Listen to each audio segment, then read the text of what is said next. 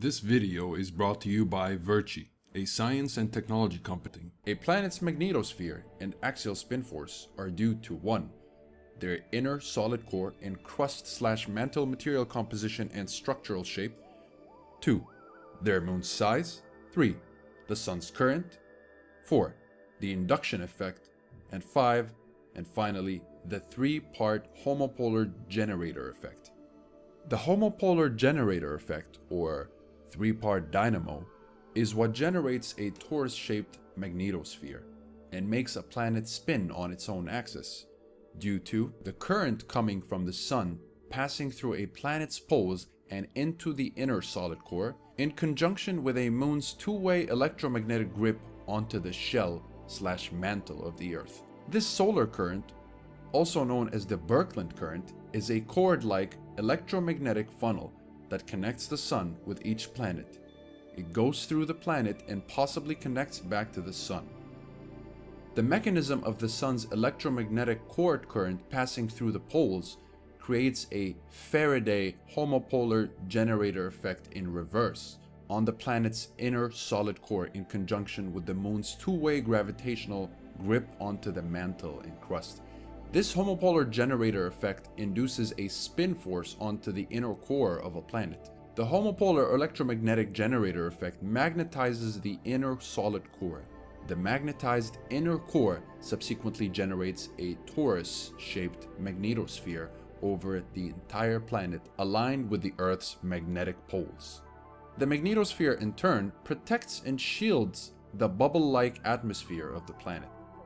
Also, the 3-part generator force and the magnetosphere have an electromagnetic effect on the gravity force level of a planet. A moon, or many moons, by being locked onto a planet's outer shell, they create the dragging force or anchoring force, which keeps the inner core spinning at a different speed than the outer shell/mantle, inducing an electromagnetic induction effect.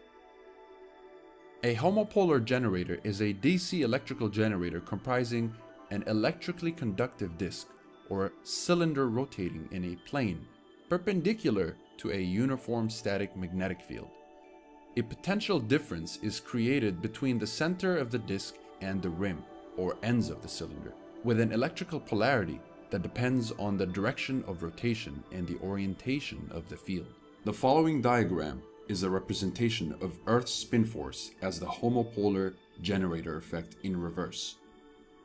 As you can see here, starting with 1, which is the sun's current, the electric current, the sun's electromagnetic cord, going into number 2, the electrically conductive disk, or the planet's solid inner torus-shaped core, and 3, the magnet, or a moon's electromagnetic grip onto a planet's outer shell structure.